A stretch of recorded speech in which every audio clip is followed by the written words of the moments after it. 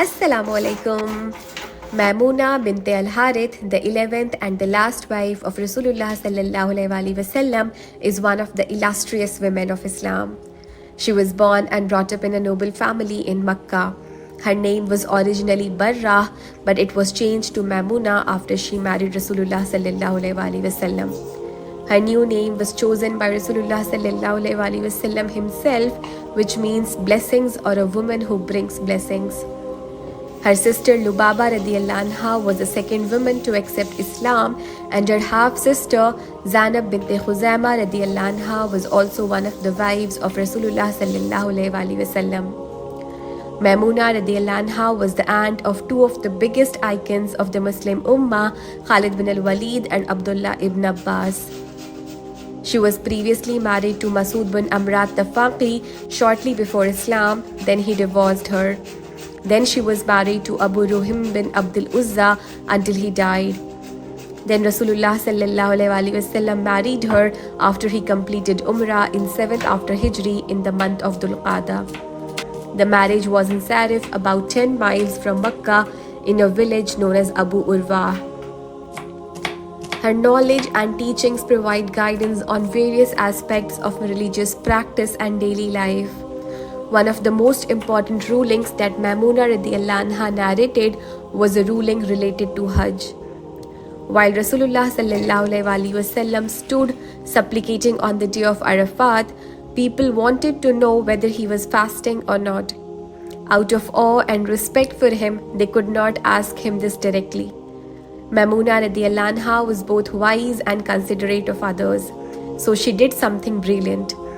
She handed him a glass of milk, and when he drank it, their doubts were cleared. The ruling was thus established that those present on Arafat at the time of Hajj need not fast.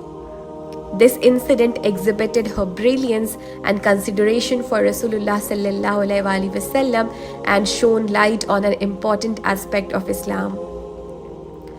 She also narrated a hadith regarding the virtues of the mosque of Rasulullah sallallahu alaihi wasallam. There was a woman in Medina who was ill.